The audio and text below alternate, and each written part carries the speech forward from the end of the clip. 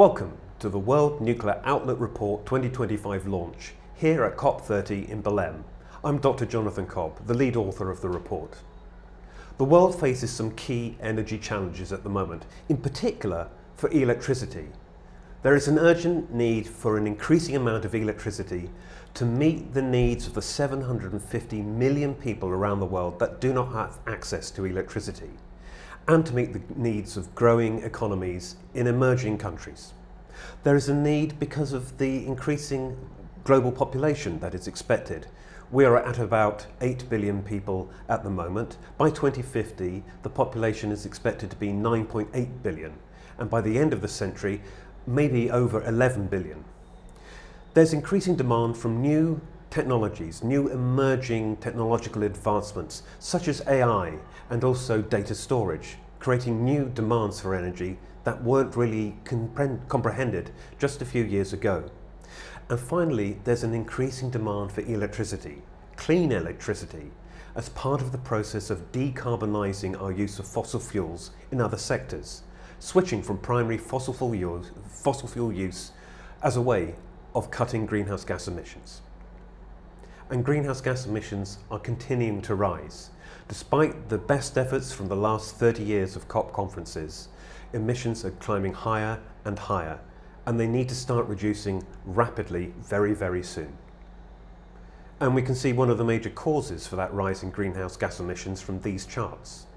While clean energies such as solar, wind, hydro and nuclear energy have all increased in the amount of electricity they produce over the last 40 years, the same is true, and at a larger extent, for gas and coal generation. And gas and coal generation are releasing billions and billions of tons of carbon dioxide every year, which is the main cause of global warming. So what could nuclear's contribution be to a clean energy mix? Well, it is a clean, low-carbon energy, but that's not the only quality it brings. It provides reliable generation, operating 24/7 at very high capacity factors. It provides energy security. Unlike fossil fuels, where the fuel chain and the supplies of fuels sometimes comes from countries which are politically sensitive, uranium is available from a wide range of countries around the world. And the fuel cycle producing the nuclear fuel is also very well dispersed with many major players worldwide. It supports grid stability. That's because it generates something called electrical inertia. The physical rotation of the generators in a nuclear power plant helps stabilize voltage and stabilize frequency. Nuclear operates from very small sites. It has a very small environmental footprint.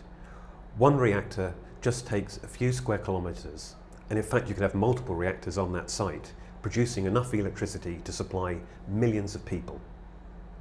And there's a lot of scalability with the different ranges of nuclear reactor models available, from just a 1 megawatt microreactor up to a large-scale reactor of maybe 1700 megawatts, supplying those millions of people. This means that nuclear technology can be applied to a wide range of diverse applications, needing different power capacities in their supply. Nuclear has also a long operating life, with reactors under construction today expected to operate for 60, 80, or even 100 years. This means that the material investment in the reactor pays off over a long time, whereas other low carbon generation sources have an operating lifetime of maybe just 25 to 30 years and then need to be replaced, and the waste of the existing plant need to be disposed of. Nuclear can operate flexibly, although traditionally it has operated in 100% output baseload configuration. The output of nuclear reactors in operation today can be varied up and down to help meet variations in demand, but also to help balance the variations in output that come from some low-carbon energy sources, such as wind and solar.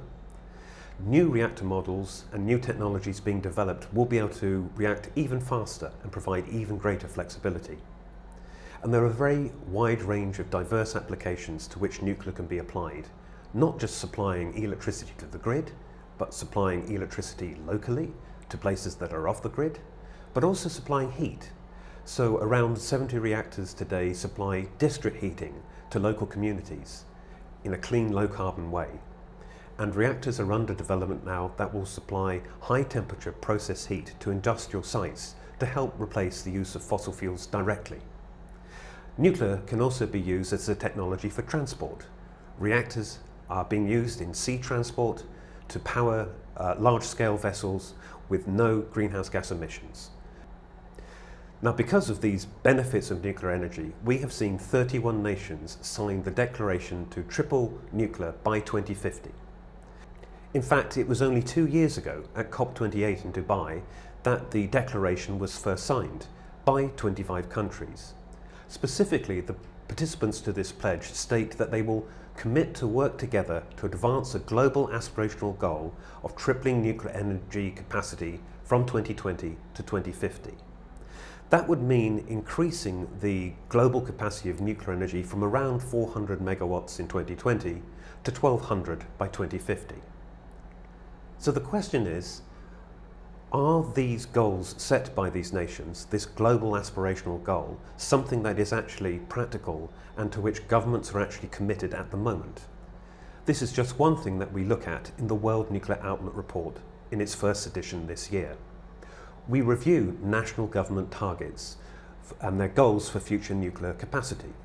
We compare these to existing plans for operating reactors and how long they may continue to operate, reactors that are currently under construction, as well as reactors that are planned and proposed for the future.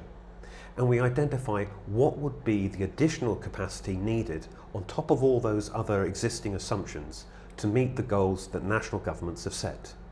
And then we combine all those national goals together to produce a global view of whether or not these national targets can meet the declaration's goal. So this is the summation of our analysis. Global nuclear capacity would reach 1428 gigawatts in 2050 if national targets are met. That would consist of 177 gigawatts from reactors that would still be under 60 years operational lifetime in 2050. Another 203 gigawatts of capacity would be provided by reactors if their operational lifetime were extended to 80 years. 75 gigawatts of capacity of reactors is currently under construction, and those reactors would be expected to still be operating in 2050. 103 gigawatts would come from reactors that are currently classified as planned. These are reactors where sites are well defined, and we would expect the operation of these reactors in the next 10 to 15 years. 295 gigawatts of capacity is classified as proposed. This is where the plans for the reactors are less well defined than planned reactors, but still sites have been identified and these reactors would be expected to be in operation by 2050. We have also identified 24 gigawatts of nuclear capacity which we are classifying as potential. This is where there are currently reactors proposed by governments which do not meet our criteria for planned or proposed reactors, but have been specifically identified by governments as reactors they expect to be in operation by 2050. On top of all these specific reactors, there would be a gap to national goals for nuclear capacity of 538 gigawatts, and this is what would need to be met by additional activity and additional plans put in place by government to meet this additional requirement to meet the goals they have set. This graph shows one possible trajectory to reaching that 28 gigawatt goal. It shows that reactors under 60 years would slowly start to decline as reactors reach operating lifetimes of over 60 years, but there'd still be a significant number of those reactors in operation at 2050. In a lighter blue, you can see the capacity for reactors that would still continue to operate if their operational lifetimes could be extended to up to 80 years. We would see almost all of the reactors under construction at the moment brought in and operating, and we would expect this to be done by around 2030, 2032. And planned reactors would begin to be introduced and start operating from around 2032. This would be for reactors in countries which have ongoing build programs, for example, such as China, where we would expect new reactors that are currently defined as planned to start construction next year. And with construction times of less than 60 months, they would be expected to be operating by around 2030, 2031. Planned reactors would take a little bit longer in some other countries, and proposed reactors we would expect to be introduced even further into the future. So starting at around 2035 or 2040 is when the first of these reactors would begin to be constructed. That would reach a little bit over 800 gigawatts in total from those existing planned, proposed and operating and under construction reactors. It's that additional 500 gigawatts or so, shown here in red, that would need to be met by expanded plans for nuclear construction by those countries that have set their national targets to grow nuclear further. Now, how does this proposal tie up with other projections there have been for nuclear capacity? Well, in the full World Nuclear Outlook report, we look at a number of different organisations that have studied net zero scenarios and have made projections for nuclear energy under those scenarios. But in this presentation, we're just going to look at one of the World Nuclear Association's own scenarios, and that is the scenarios that have come out from the World Nuclear Association's fuel report.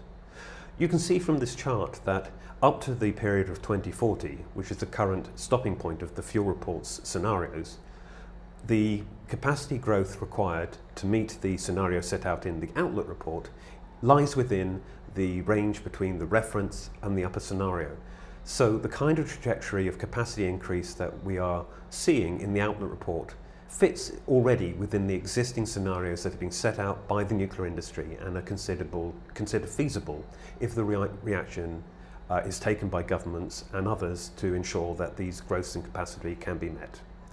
Of course, these increases in nuclear capacity outlined in the fuel report would need to continue and indeed accelerate in the 2040s in order for the 2050 Outlook report goal to be met. Now let's look at a couple of issues that examine whether the assumptions put in our Outlook report are feasible, and we're looking here specifically at whether or not there is a likelihood that nuclear reactors could operate for 60 or 80 years. This chart shows the number of years of operational lifetime of reactors at the time they closed and shut down since the mid-1960s up to the present day. Now what you can see from this chart is that it is a linear trend, that as the lifetime of reactors has grown, as time has progressed, so that the operating lifetime of those reactors has expanded as well. If we were beginning to see a cap on the kind of operating lifetime a reactor could have, we would expect this trend to start to dip down, to move away from the linear trend as we reached a ceiling for the operational lifetime of reactor. But we're not seeing that yet. We are seeing this linear trend, and in fact, currently the average lifetime for a reactor that is closing is around 45 years, and we'd expect this trend to continue to rise further, especially because the shutdown seen for some historic reactors in this chart isn't due for operational reasons, but because of political decisions to close reactors after a particular period of time, taken by a small number of countries. So even the closures we see here may not have been necessary for the reactors that closed down. They could have operated for longer and operated well. And this high degree of operational efficiency can be seen in this next chart. This is taken from the World Nuclear Performance Report. Here we show the capacity factor achieved by reactors of different ages, from those first starting up all the way to the oldest reactors in operation today, which are around 55 years old. And what you can see is that there is no decline in performance regardless of the operational lifetime of reactor. So those reactors that have operated for more than 50 years, in fact, have very high capacity factors, even higher than the average. This gives us confidence that reactors in operation today can continue to operate and continue to operate well going forward, and the lifetimes that we project as being necessary, 60 years or 80 years, can actually be achieved. Let's look now at a particular subset of reactors. This chart shows the growth in capacity based on all these different projections for reactors that currently have operable reactors. In other words, they have reactors already in operation in those countries supplying electricity. And in these countries alone, the total capacity that would be reached under the assumptions that have been made here would be in excess of the 1,200 gigawatt target set by those 31 countries as part of the global nuclear goal under that declaration. So just the reactors operating today in countries with operable reactors today could reach the goal. But there would be a contribution from new entrant countries, from countries that have reactors currently under construction, such as Bangladesh, Turkey and Egypt, but also other countries that have plans for nuclear reactors that currently don't have that technology, and they intend to introduce them over the next 25 years. These countries together, by 2050, could have a total capacity of reactors of around 160 gigawatts. So making a significant contribution, but still a fairly small contribution compared to the global total. And in fact, if we look at just 5 countries, we can see how important those 5 leading countries are to meeting the capacity goals. So for China, France, India, Russia and the United States, they have set capacity goals which would reach just under 1,000 gigawatts by 2050. So a very significant proportion of the overall total that is being projected here come from just those 5 countries. So it's worthwhile looking at how those 5 countries intend to reach their national goals. The country with the largest goal is the United States, where the current administration have set a goal of 400 gigawatts or 400,000 megawatts of nuclear capacity by 2050. Currently, the United States has the largest nuclear fleet of any single country, with just under 100 gigawatts of capacity in operation. And we would expect most of this capacity to continue to operate through to 2050, although because the reactors in the United States were built, many of them in the 1970s and 1980s, it would require an extension to their operating lifetime beyond 60 years. But many of the reactors operating in that country have already applied to operate to 80 years. So this is something that is already in process in that country as a goal, as an aspiration. But most of the increase in capacity would come under the category of additional government targets, because at present there are fairly small planned and proposed capacities for reactors in the United States. There has been significant progress on that in the last year, but still most of the capacity that is within that governmental target is that government target category at the moment. And so there's a need for new plans to come in with specific proposals for reactors and a very rapid acceleration of reactor deployment in the United States over the next 25 years to meet that goal. Let's look instead now at China, where the situation is quite different. In China, there is a target not actually set by the national government, but by an academic institution closely affiliated with the government, to have 335 gigawatts of nuclear capacity, or 335,000 megawatts, by 2050. When we look at reactors already planned and proposed in China, their capacity virtually meets that 335 gigawatt total in full by 2050, with only a very small gap to be met by additional government targets. So it is a very different picture in China to what we see in the United States. There are intermediate targets as well, to have 110,000 megawatts of capacity by 2030 and 150,000 megawatts of capacity by 2035. And the existing plans for reactors under construction, in operation, planned and proposed would in fact meet those targets or miss them just by a year or so. So the plans and propositions for reactors in China do meet these intermediate targets as well as the long-term goal. When we look now at India, it's a pattern that falls somewhere in between China and the USA. There are significant plans and proposals for nuclear capacity, and if all delivered, these would reach approximately half of the total capacity goals that India has for 2050. In fact, they have a goal to reach 100,000 megawatts of capacity by 2047. For this projection, we've just pushed that back to 2050 to show a trajectory that matches the overall goal. So there is a need for additional capacity to be brought in for government to work on meeting the goals that they have set. But it's a figure that's halfway between the United States and China. So there's a good foundation in existing plans and proposals for reactors that India can build on. Now we look at Russia. With Russia, there is a very clear program of build for reactors that we can classify almost all of those reactors not currently under construction as planned reactors, because specific sites are known and there are specific deadlines for the reactors to be built. And so almost all of the capacity that has been proposed by Russia would be met by reactors currently under construction or in operation or currently planned.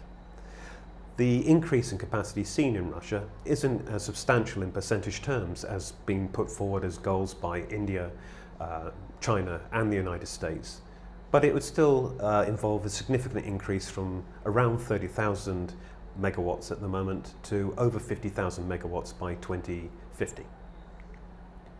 And now we can look at France. France is the country at the moment which produces around about 70% of its electricity from nuclear power, so they have already a very large installed base.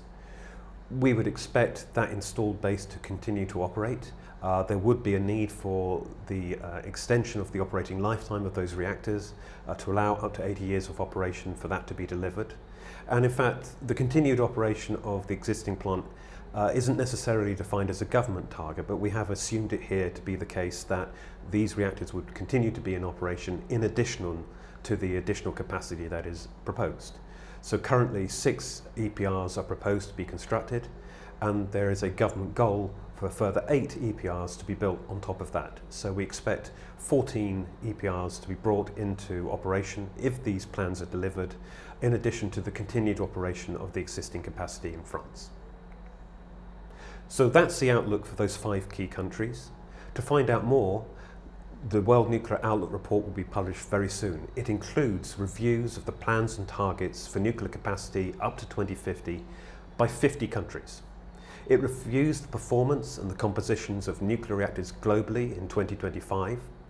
It also summarises the range of different reactor models that are available, looking not only at the different size of reactors available, micro-reactors, small modular reactors, large-scale reactors, but also the different technologies and processes involved, from the currently dominated light water reactors to also include fast reactors, molten salt reactors and other high temperature reactors.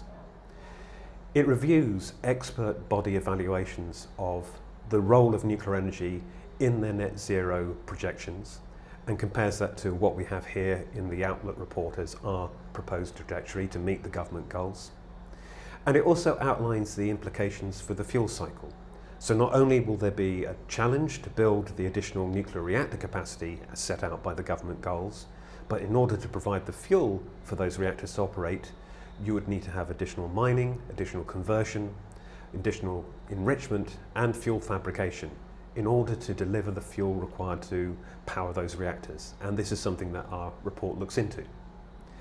That concludes the launch presentation for the World Nuclear Output Report at 2025 here at COP30 in Belém. The preview of the report is available now on our website, and this video will also be available on the website, and the full report will be published by the end of November. Thanks very much again for watching, and goodbye.